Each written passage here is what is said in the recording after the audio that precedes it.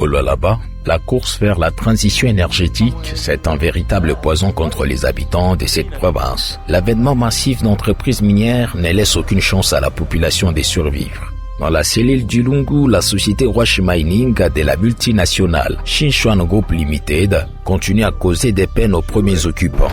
L'installation de son bassin de rétention d'acide sulfurique, exposé à l'air libre, à moins de 1000 mètres des maisons, a presque changé ici le mode de vie des paisibles citoyens. Vraiment, anapenda tukufwe, anapenda tufanye nini?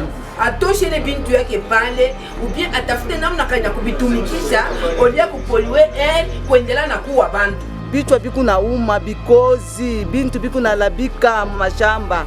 Pour le moment, plusieurs victimes s'apprêtent à abandonner leurs habitations. La contrée devient invivable. Les enfants sont confrontés à une prolifération des maladies respiratoires. Je compte quitter la maison dans 2-3 jours. Je laisse la maison. La santé vaut plus que toute chose. Kolwezi, capitale mondiale du cobalt, est en ligne des mires, victime de ses propres richesses. C'est devenu récurrent dans la vie des Kolwezi. Nous sommes finalement une ville sacrifiée ou une ville solution, ou une ville oubliée tout simplement. Dona Kambola, coordonnateur de l'ONG IBGDH, Initiative pour la gouvernance et les droits de l'homme, fustige les laxismes des autorités locales face à la violation des droits humains. Qu'avec nos autorités, on n'a pas confiance parce que souvent les investisseurs disent qu'ils ont nos autorités en poche. Parce que vous vous rappelez, vous et moi, que du côté Ntambwe-Munana, c'est la même situation. Aujourd'hui, on est de ce côté, c'est la même situation.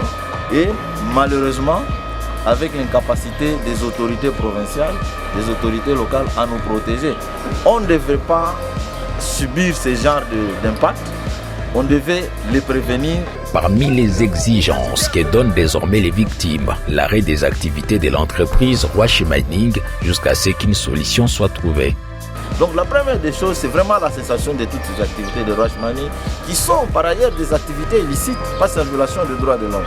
À long terme, il faut regarder, est-ce que notre cohabitation est-elle encore possible pour qu'on prétende que Rush Mining va continuer là-bas, nous on va continuer à habiter ici. La population victime se mobilise au moins chaque semaine pour dénoncer cette exploitation jugée illégale. De rencontres se multiplient. Objectif, rester ensemble unis pour défendre leurs droits.